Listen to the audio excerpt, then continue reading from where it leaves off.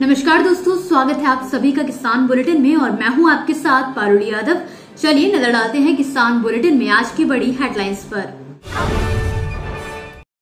Agree expo में हरियाणा की गाय ने बनाया रिकॉर्ड, 72 किलोग्राम दूध देकर जीता पहला पुरस्कार। एमपी सरकार सब्सिडी पर उपलब्ध करवा रही है आधुनिक कृषि यंत्र, सिर्फ 12 फरवरी 2023 तक ही आवेदन कर सकेंगे किसान। यूपी सरकार का मोटे अनाज को जन जन की थाली में पहुंचाने का लक्ष्य, प्रदेश में जल्द खोले जाएंगे कई आउटलेट्स।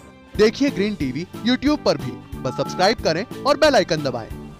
अक्सर हमने 1, 2, 5 या फिर अधिकतम 10 किलो दूध देने वाली गाय भैंस के बारे में सुना होगा, लेकिन हरियाणा की गाय ने दूध देने का अनोखा रिकॉर्ड बनाया है।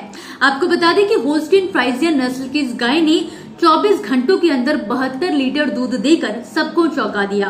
गौरतलब है कि पंजाब के लुधियाना में जगरांव में शुक्रवार को 3 दिवसीय डेयरी और एग्री एक्सपो में दूध एवं प्रजनन प्रतियोगिता का आयोजन किया गया था, जिसमें एग्री एक्सपो में 2 डेयरी किसान अपनी होल्स्टीन फ्राइजियन नस्ल की गाय लाए थे। जहां हरियाणा के कुरुक्षेत्र के रहने वाले पोरस महला और सम्राट सिंह ने बताया कि उनकी 7 साल की एचएफ गाय ने इस कृषि एक्सपो में 24 घंटों के अंदर 72 लीटर से ज्यादा दूध दिया है। साथ ही उन्होंने कहा कि साल 2018 की प्रतियोगिता में इस गाय ने 24 घंटों के अंदर 70 किलो भी दूध दिया था।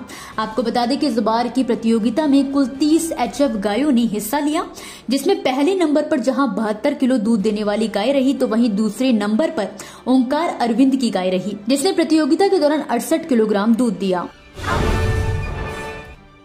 किसानों को बेहतर तकनीक देने और आधुनिक कृषि यंत्रों से जोड़ने के लिए मध्य प्रदेश की सरकार ने नई ऐलान किया है, जिसके तहत एमपी कृषि विभाग ने power weeder, laser land leveller और विनोविंग फेन के जिलेवार लक्ष्य जारी किए हैं। सिर्फ इतना ही नहीं, जारी लक्ष्यों के विरुद्ध आवेदन प्रक्रिया भी शुरू की जा चुकी है और राज्य के सभी वर्गों के किसान इन यंत्रों के लिए आने वाली 12 फरवरी तक ऑनलाइन आवेदन कर सकते हैं। प्राप्त आवेदनों में से लक्ष्यों के विरुद्ध लॉटरी दिनांक 13 फरवरी 2023 को निकाली जाएगी।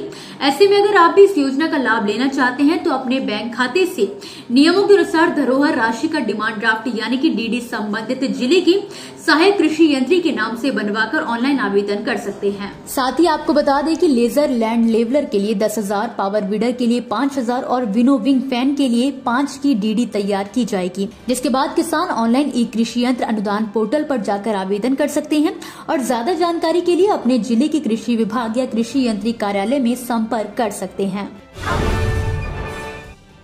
एक तरफ जहां अमृतकाल के बजट में वित्त मंत्री निर्मला सीतारमण ने मोटे अनाजों पर बल दिया था, तो वहीं इसी कड़ी में अब उत्तर प्रदेश की योगी सरकार भी मिलेट्स पुनरुद्धार कार्यक्रम के तहत मोटे अनाज लोगों की थाली तक पहुंचाने के प्रयास में लगी हुई है, जिसके तहत सरकार बड़े शहरों के अलावा छोटे शहरों पर भी फोकस करने जा रही है।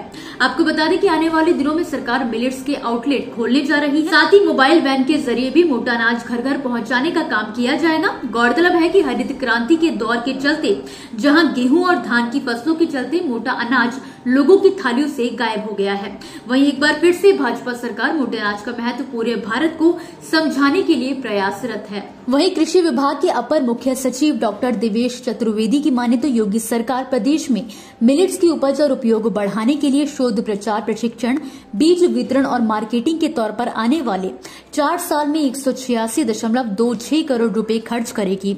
साथ ही आने वाले दिनों में 55 प्रोसेसिंग यूनिट और 50 से ज्यादा आउटलेट्स भी खोलेगी।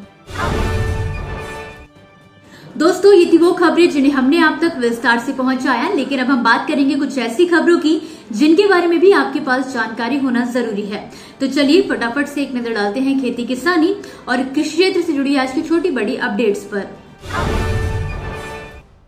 केंद्रीय कृषि मंत्री नरेंद्र सिंह तोमर ने संसद को बताया है कि हाल के वर्षों में कृषि और उससे जुड़े उत्पादों के निर्यात में काफी ज्यादा बढ़ोतरी हुई है। उन्होंने एक सवाल का जवाब देते हुए संसद में कहा कि वर्ष 2019 से 20 में कृषि और उससे जुड़े उत्पाद के निर्यात का मूल्य 2,52,400 करोड़ रुपए था, जो कि वर्ष 2020 से 21 में बढ़कर 3,10,130 करोड़ रुपए हो गया है। कृषि मंत्री ने कहा कि अपने आप में 22.87% की बढ़ोतरी है। प्रधानमंत्री नरेंद्र मोदी ने केंद्रीय वित्त मंत्री निर्मला सीतारमण द्वारा अपने बजट भाषण में मोटे अनाज को श्री अन्न कहे जाने के पीछे के तर्क का सोमवार को खुलासा किया है। मोदी ने तुमकुर जिले में एक जनसभा को संबोधित करते हुए कहा कि ये नाम कर्नाटक से लिया गया है, जहां मोटे अनाज को सिरी धान्य कहा जाता है, जो श्री धान्य कहने का बोलचाल का तरीका है। प्रधानमंत्री ने कहा कि कर्नाटक के लोग मोटे अनाज के महत्व को समझते हैं। भारतीय जनता पार्टी की कृषि विंग किसान मोर्चा ने कृषि में कीटनाशकों और रासायनिक उर्वरकों के उपयोग को सीमित करने के लिए एक राष्ट्रव्यापी अभियान शुरू किया है। वो 1 लाख से अधिक गांवों में 5 किलोमीटर की यात्रा कर रहे हैं और अपना संदेश फैलाने के लिए 1 करोड़ लोगों को पहुंचने का टारगेट बनाए हुए हैं। इस यात्रा का नेतृत्व मोर्चा के राज्य संयोजकों और सह संयोजकों द्वारा किया जा रहा है। मध्य प्रदेश सरकार ने राज्य के किसानों के लिए मुख्यमंत्री किसान कल्याण योजना संचालित की हुई है, जिसके तहत हाल ही में इस योजना से जुड़े करीब 73 लाख किसानों के खातों में सरकार द्वारा 2-2 हजार रुपए की किश्त की राशि जारी कर दी गई है। राज्य के मुख्यमंत्री शिवराज सिंह चौहान ने विदिशा जिले में आयोजित एक कार्यक्रम में किसानों के खातों में किसान कल्याण योजना की दूसरी किश्त जारी कर दी है। इसी के साथ मुख्यमंत्री ने यहां 80 करोड़ 95 लाख 21 हजार रुपए के विकास कार्यों का लोकार्पण और शिलान्यास भी किया है। बारिश और ओलावृष्टि ने मध्य प्रदेश, राजस्थान समेत कई राज्यों में फसलों पर तबाही मचाई है, लेकिन बारिश से होने वाले नुकसान का खतरा अभी टला नहीं है। अब दक्षिण भारत के कर्नाटक राज्य में किसान बारिश से परेशान है। यहाँ किसानों को लाखों रुपयों का नुकसान हुआ है। स्थानीय किसान मौसम की मार से बेहाल है। इसी के साथ आज के किसान बुलेटिन की बड़ी खबरों में फिलहाल के लिए बस इतना ही। आप मुझे दीजिए इजाजत और देखते रहिए ग्रीन टीवी। नमस्कार। देखिए ग्रीन टीवी YouTube पर भी, बस सब्सक्राइब करें और बेल आइकन दबाएं।